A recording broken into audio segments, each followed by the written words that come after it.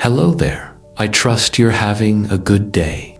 More importantly, I hope you're prepared to hear something truthful, as this video isn't simple, it's not quick, and it's certainly not magical.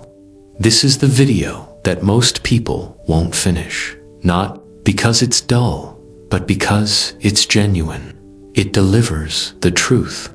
For your entire life, you've been learning English incorrectly, and it's not your fault. You were taught that English is a subject. You were trained to memorize words, grammar, rules, and sentence structures. You were told that if you learned enough, you'd eventually speak fluently. However, that day never arrived because no one revealed the truth. Fluency doesn't begin with your mouth. It begins with your mind. If you can't think in English, you'll never speak English. Not fluently, not confidently, not naturally. And that's the essence of this video. This isn't a vocabulary lesson, nor is it a grammar guide. It's not a list of 5 simple tricks. This is a system, a retraining of your brain, a step-by-step process to rewire your thinking.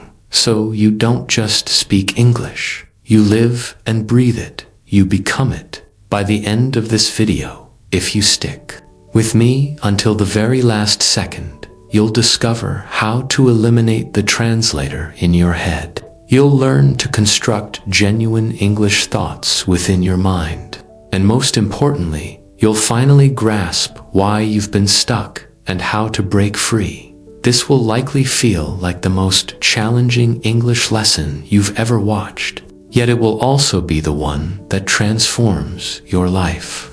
If you're serious about thinking and speaking in English, don't just watch this video, live it. Let's begin. Chapter 1. Eliminate the translator in your head. This is the silent monster that has been sabotaging your fluency from the start. Picture this. You want to utter a simple English sentence, like, I want to go to the market. But what truly happens in your brain? You first formulate the sentence in your native language, then mentally translate each word, attempting to recall the English equivalent. After that, you verify your grammar, and only then do you speak it. That's 4 steps just to articulate one sentence. You don't sound fluent.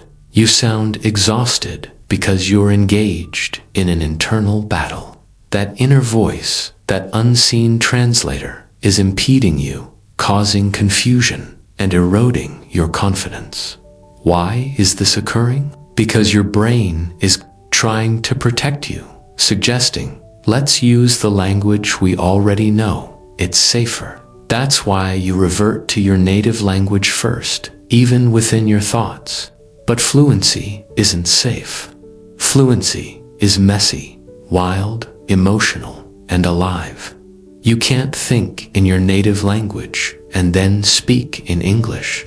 It's akin to attempting to dance by following written instructions. You'll never achieve flow. The truth is, you don't speak what you know, you speak what you think. If your thoughts aren't in English, your words never will be. So, how do we rectify this? Let me now demonstrate precisely how to eradicate that translator, not through motivation, but through concrete mental training. Step 1. Replace words, not sentences. Start small. When you encounter an object, a chair, a door, a tree, don't think the word in your native language. Simply say it silently in English. See a chair. Think chair. See the sky. Think sky is blue. Feel tired. Think I'm tired. No complete sentences, no grammar, just one English thought at a time. This is how you begin to eliminate the translator, word by word. Step 2. Use English in emotional moments. Your brain retains emotions. When you're angry, tired, excited, or happy, compel. yourself to process those emotions in English. Don't say, I am happy in your native language. Say, I'm so happy right now. Don't say, I'm scared in your native mind. Say, I feel nervous. These are the moments that stick. Step 3. Silence the native language for 5 minutes a day. 5 minutes daily. Create a challenge. I will not permit a single thought in my native language. It will feel odd. You'll forget words. You'll become frustrated. You'll feel foolish. That's good, because it signifies your translator is diminishing, and in its place, a new mind is emerging, an English-thinking mind. Step 4. Watch with your brain, not just your eyes. When watching English videos, don't just observe. Repeat in your head. Mimic the thoughts. If the speaker says, I don't feel like going to work today, you silently repeat, I don't feel like going to work today. Don't just learn the sentence. Adopt the thought. That's where thinking originates. You cannot speak English fluently until you think English silently, and you cannot think in English until you cease translating. You must eliminate the translator. Not tomorrow, not next year. Now, Chapter 2. Utilize the language loop, not memory. Let me begin by posing a simple question. When you hear a fluent speaker converse in English, do you believe they are translating every word before speaking? Of course not. They aren't memorizing. They aren't calculating grammar. They aren't mentally consulting dictionary meanings. So, how do they speak with such ease? The answer is straightforward. They aren't relying on memory. They're utilizing something far more potent, a language loop. What exactly is a language loop? A language loop is a natural system your brain creates when you hear, feel, understand, and repeat language without interrupting the flow. Allow me to elaborate. Here's how most people attempt to learn English. They memorize vocabulary. They memorize grammar rules. They endeavor to speak from memory. But the brain doesn't speak from memory.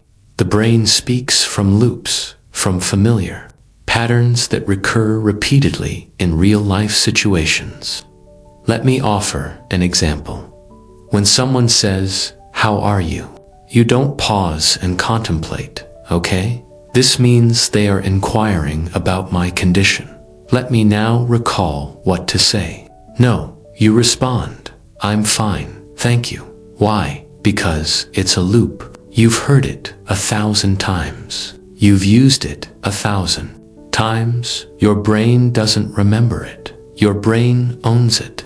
That's the language loop. Memory is sluggish. It can falter. You forget a word, and suddenly you're paralyzed. But loops are swift.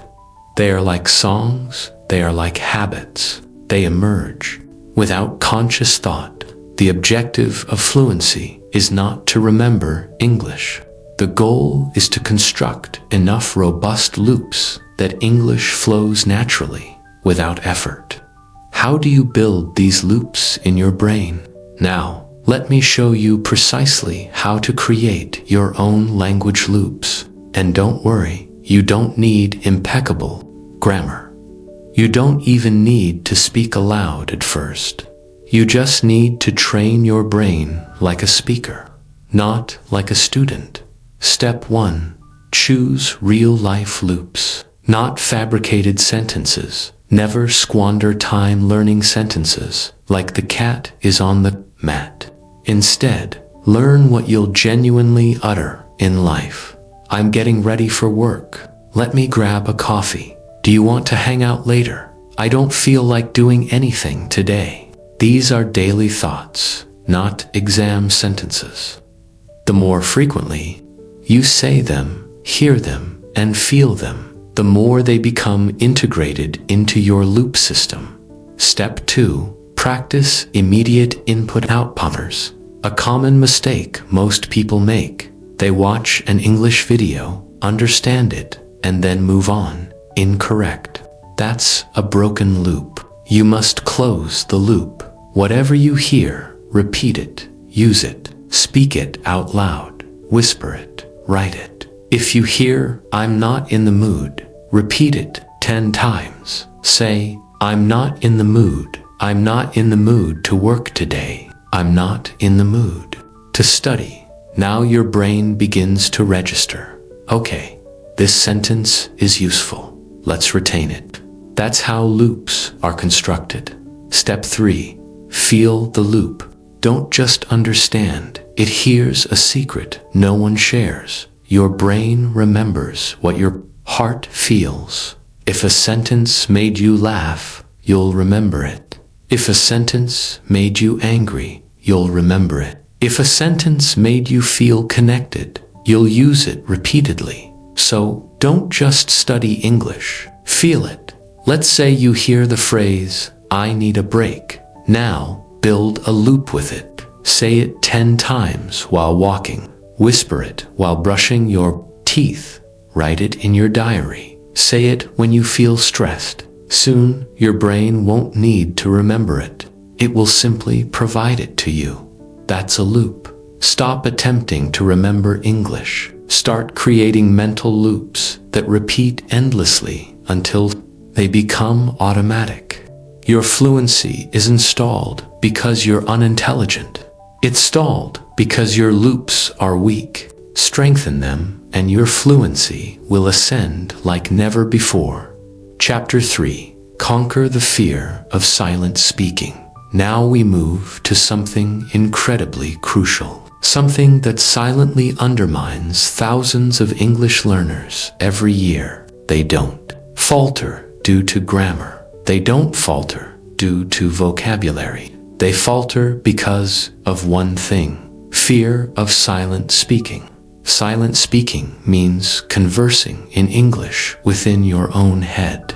It's when you talk to yourself in your thoughts, envisioning conversations, practicing alone in silence, and speaking in your mind before articulating aloud. This is where true fluency begins. However, most people are too apprehensive to do this. They think, what if I say it incorrectly? What if someone overhears me?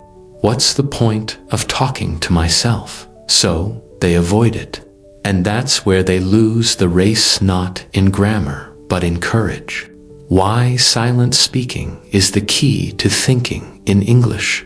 Let me ask you something. When you speak your native language, do you need to think aloud to comprehend it? No, because you've spoken it in your mind thousands of times before. You practiced it unknowingly. You engaged in mental conversations for years.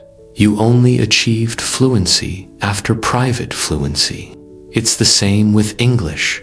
If you're too afraid to speak to yourself in English, you'll never be prepared to speak to the world. Now, let me provide you with precise tools that will completely annihilate this fear. Step 1. Converse with yourself like a best friend. Perfection. Just talk to yourself as if you're your closest confidant. I'm feeling lazy today. Let's go brush our teeth. You need to stop overthinking. This isn't a grammar test. It's brain training. Step 2. Practice mirror conversations. Silently look at your reflection in the mirror and simply think, how do I look today? Then answer silently. You look okay, but tired. You should probably sleep early tonight. Now, you're not merely watching English. You're thinking English.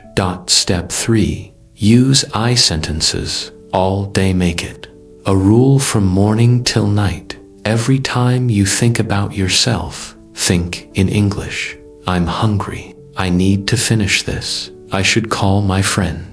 This is silent speaking, and it's the purest form of thinking in English. Step 4. Allow your mistakes to be invisible. The beauty of silent speaking is that no one hears your mistakes. No one judges you, and no one corrects you. It's your private world and the perfect environment to cultivate your English mind. If you're not speaking internally, you'll never speak externally. Silent speaking isn't silly. It's sacred. It's where fluency originates. You must break the fear, embrace the silence, and speak to yourself every single day. That's how you build the most potent asset in language, a fluent mind. Chapter 4. Discard the books. Cultivate the voicelets. Be brutally honest. Most English learners are book smart, but not street smart in English. They know hundreds of grammar rules. They've memorized verb forms. They've passed exams. They've filled notebooks. But when it's time to speak, their mouths freeze. Why? Because English doesn't reside in books. It resides in your voice. What's the problem with book English? Books instruct you on how to pass tests. Books provide definitions. Books offer information. But fluency doesn't stem from information. Fluency stems from activation. Here's the truth. No one tells you. If your mouth doesn't practice, your brain can't speak. Books train your brain to read. Voice trains your brain to think and speak. For example, book English. I have an appointment at 4 p.m. Do you want to go to the cinema this evening? Real voice English. Got a meeting at 4. Want to catch a movie later? If your voice has never uttered it, your brain will never conceive it. You must construct a personal English voice, one that doesn't originate from reading, but from repeating, feeling, playing, and experimenting. What does cultivate the voice mean? It means you cease waiting for permission.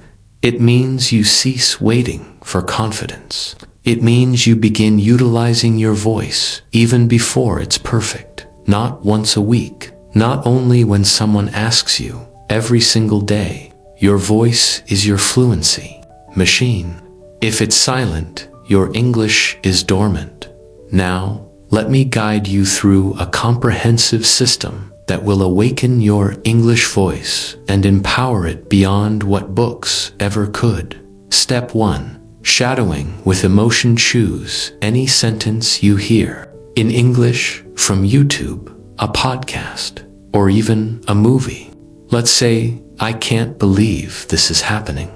Now, play it again. Say it simultaneously with the same emotion. Not just the words. Match the tone, the rhythm, the feeling. You're not copying a sentence. You're borrowing a voice. This is how actors train. This is how children learn. This is how you cultivate your English voice. Step 2. Repeat one sentence 100 times. Not 100 sentences one sleds. Say you choose. I need some time to think. Now repeat it in various ways. I really need some time to think. Ugh. I need some time to think. I need some time to think. Feel the sentence. Break it. Stretch it. Play with it. You're not memorizing. You're owning it. Step 3. Utilize. Audio recording without fear. Record your voice speaking English, even just one sentence a day. Not to show anyone, not for YouTube, just for your brain. Because when you hear your own voice speaking English, your mind says, wait, I can speak, that's me. And that's when transformation commences. Step 4. Practice speaking without thinking. First, fluency isn't about being correct. It's about being alive. Try this exercise. Set a 1-minute timer. Talk about anything. Your room, your day, your plan. No preparation, no translation. Just go. Even if it's broken, even if you stop mid-sentence, it doesn't matter. Your voice is growing stronger every second. If your English exists only in your mind, it will never emerge. Discard the notion that books will make you fluent. Start cultivating your voice. Whisper it, repeat it, record it, shout it. Make it a daily ritual, like brushing your teeth, because your voice is the only book your brain believes. Chapter 5. Build thought paths, not vocabulary lists. Let's now dismantle another falsehood. You were led to believe that merely learning enough words would make you fluent. So, you amass vocabulary, 50 words a week, a list for travel, a list for food, a list for emotions. You memorize them, but when it's time to speak, you can't retrieve them. They're gone. Why? Because you lack a path to those words in your brain. They're simply floating, disconnected. What are thought paths? A thought path is a mental connection between a real-life situation, a genuine emotion, a sentence, and a word. This is how your brain locates and utilizes language. Let me provide a real-life example. Example, tired. You don't need to memorize the word tired. You experience it every night. But most learners don't construct a path. They simply memorize tired, feeling sleepy. That's not a path, that's a definition. Now, build a path like this. Wake up after 3 hours of sleep. Feel your eyes burning. Say aloud or silently, "I'm so tired today." Do this every time you're tired, not once. Do it 50 times. Now, when you feel tired again, your brain doesn't inquire, "What's the English word for this?" It simply says, "I'm tired." That's a thought path. Why? Vocabulary lists don't work. Vocabulary lists are like acquiring ingredients without knowing how to cook. Yes, you have the word, but you have no means to use it, feel it, or connect it. Thought paths are how you transform vocabulary into fluency. Let's train your brain like a true English speaker. Step 1. Use every new word in a real momentum. Just write it. Use it when the moment is authentic. Learn annoyed. Use it when you're stuck in traffic. Learn excited. Use it when your favorite song plays. Link the word to an emotion plus a moment. That's how it becomes unforgettable. Step 2. Speak a full sentence, not the word alone. Say, hungry. Say, I'm really hungry right now. I could eat anything. Don't say sad. Say, I feel really down today. I don't even know why. The complete sentence becomes a path. It imbues the word with life. Step 3. Repeat the word in that path 10 times a week. Find moments throughout your day when that feeling resurfaces and repeat the sentence. Every repetition strengthens the connection. In just weeks, you won't ever need vocabulary lists again. You don't need 5,000 English words. You need 500 words connected to your real life. Build thought paths, not flashcards. Feel the language, connect it, use it. That's how fluency becomes permanent. Chapter 6. Think in triggers, not in sentences. Let me begin by telling you something most English learners fail to realize. You don't need to construct a sentence every time. You just need to attach the correct English thought to the right trigger. That's what fluent individuals do all day. They're not inventing new sentences every time they speak. They're simply responding automatically to triggers. What is a trigger? Or a time of day, morning, night. Fluent speakers don't translate or deliberate. They react. Why? Because their brain has linked the trigger and the English sentence so profoundly that it occurs instantly. That's fluency. For example, when a fluent person opens the window and feels cold air, they simply say, "It's freezing." or it's chilly out today. Why? Because cold air is a trigger, and their brain has already associated it with an English sentence. Now, let's train your brain to do the same thing. Here's how to build your trigger-based fluency system. Step 1. Choose 5 daily triggers you encounter every day. Write them down right now. Example: waking up, looking in the mirror, drinking water, feeling tired, using your phone. Now, select one sentence for each dot. Wake up: I don't want to get out of bed. Mirror: I look tired today. Water: I need to stay hydrated. Phone: let me check my notifications. Don't concern yourself with grammar. Just link the moment to a sentence. This is your trigger map. Step 2. Use the trigger aloud every time you observe it. Every time you experience the trigger, speak the sentence. Even if you whisper it, even if it's within your head. Trigger, speak, trigger, speak, trigger, speak, trigger, speak. Soon your brain will stop translating. It will start reacting, just like a native speaker. Step 3. Upgrade the trigger every week. Let's say your sentence was, I'm tired. Next week, upgrade it. I feel exhausted after that long walk. Or, I barely slept last night. Same trigger. Better response. Anytime you feel a strong emotion, utilize it. Angry: why do I always get annoyed so easily? Nervous: I hope everything goes well today. Happy: this moment feels really good. Your emotions are the best triggers because they are authentic, and your brain never forgets what is authentic. Stop trying to remember English. Start reacting to life in English. Connect your sentences to the world around you. Attach your thoughts to your emotions. When you live by triggers, you don't need to search for English. It comes to you. That's Fluency. Chapter 7. Copy first. Understand later. The child's secret. Let me now share something astonishing. Fluent English speakers did not comprehend everything when they first learned to speak. Not as children, not as adults acquiring a second language, not even actors learning complex lines. They followed a simple rule: copy first.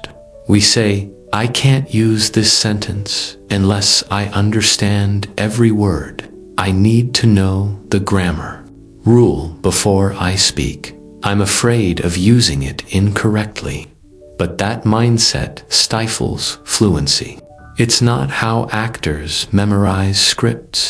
It's not how genuine language enters your brain. Not explanation. A child hears, give me that. Inquire, what is the grammar rule here? They hear it 100 times, then they say it. Later, they understand. That's the copy-first model, and that's the secret to true living fluency. Now, let me provide you with the perfect system to activate this copying power within your brain. Step 1. Choose one powerful phrase you loved it. Select mundane textbook lines. Pick something with emotion, rhythm, and energy. Example: you've got to be kidding me. I'm not in the mood for this. I can't believe it's already Friday. Choose just one. Step 2. Copy it 20 times a day without thinking about grammar. Say it like music. Whisper it, write it, say it with different emotions. Don't attempt to comprehend every word. Just own the phrase. Make it part of your system. 3. Use it in a real situation. If you're alone, if you feel annoyed, say it. I'm not in the mood for this. If you feel excited, say, this is unreal. Speak it in your room. Speak it in the shower. Speak it while walking down the street. Each time you use it, your brain registers. This belongs to me. Step 4. Review later. Now, you can learn why it works. After the sentence is already ingrained in your brain, Then study the grammar or meaning. Now your brain has context. You're not learning grammar from a rule book. You're learning it from real language you've already used. That's powerful. That's permanent. Stop being a student. Start being a copy machine. Let the sentence reside in your mouth first. Let your brain catch up later. That's how children speak. That's how actors speak. That's how fluency is born. Chapter 8. Train with real-life dialogues, not textbook lines. Let's be honest again. You've been taught how to construct sentences, but not how to navigate a conversation. You've learned where is the library. This is a pen. My name is your name. But no one actually speaks like that. You don't hear this in cafes, offices, homes, or airports. Why? Because real English is fast, emotional, casual, and connected. If you want to think and speak in English, you must train with the kind of language that people genuinely use, not what textbooks present. Why textbook English fails? Here's the truth. Textbook English is clean, slow, and perfect. Real-life English is messy, fast, and brimming with feeling. Textbook. Hello, how are you today? Real life. Hey, what's up? How's it going? You good? Textbook. I would like to have a cup of coffee. Real life. Can I grab a coffee? Give me a latte. You got any oat milk? Your brain is trained to recognize robot English, but the world speaks human English. That's why when real people converse, you freeze. What is dialogue training? Dialogue training is when you train your brain and mouth to handle real situations with real emotion and real rhythm. You react, you respond, you imagine. It's language in action. And this is what makes your English thinking vibrant. Let's now build your conversation confidence with full immersion. Step 1. Choose one daily situation. Pick something you do every week. Buying groceries, ordering food, talking to a friend, asking for directions, booking a cab. This is your dialogue zone. Now, let's activate it. Step 2. Write a simple, real conversation. Let's take an example. Ordering coffee. You. Hey, can I get a medium cappuccino with almond milk? Barista. Sure. Anything else? You. No, that's all. Barista. For here or to go? You. To go, please. Barista. That'll be $4. You. Here you go. Thanks. Now, say it 10 times. Feel the flow. Copy the tone. Live it. Step 3. Role play it. Silently. Every day sit alone. Close your eyes. Visualize the cafe, the people, the menu, the aroma, and conduct the dialogue in your mind. Say it silently or whisper it. This is not acting. Each time you do it, your brain becomes more prepared. And when the actual moment arrives, you won't need to think. You'll simply respond. Step 4. Record yourself playing both roles. This is powerful. Act as both individuals. Record. Hey Ken, I get a cappuccino. Sure. Anything else? Nope. That's it. Now listen to your voice. Listen again. Repeat it. You're building experience, and your brain trusts what it has experienced. Don't train for the classroom. Train for the world. Practice what people truly say.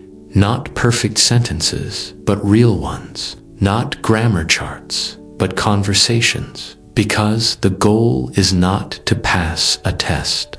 The goal is to connect, react, and speak like a real human being.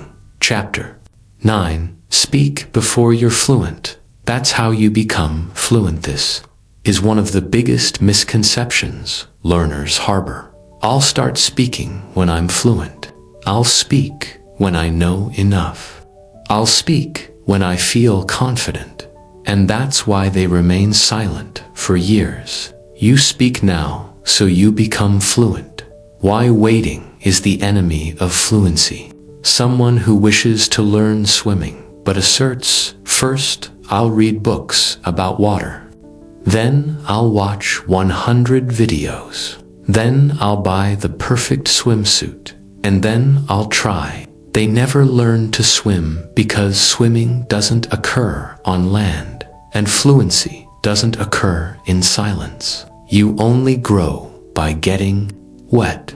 When you speak early, even if you make mistakes, your brain begins to construct sentence patterns. You gain genuine muscle memory.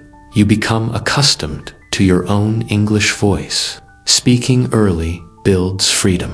Even broken English is superior to silent English. Let's now dismantle your fear and cultivate your courage. Step 1. Speak every day. Alone, if necessary, yes. Even if you're in your room. Even if you talk to your wall. Even if no one replies. Establish a habit of 2 minutes a day. Talk about your day. Talk about what you see. Talk about what you feel. Example, today I woke up late. I feel a little lazy, but I have things to do. Worry about movement. Step 2. Celebrate broken sentences. Let me state this clearly. Broken sentences are beautiful. Why? Even professionals pause. Fluency isn't about perfection. It's about flow. Maintain the flow. Accuracy will follow. Step 3. Speak with a mirror or camera. Look into your own eyes. Tell your story. Deliver a speech. But after 10 days, you'll start smiling because you'll realize, hey, I sound better. This is working. That's the birth of genuine confidence.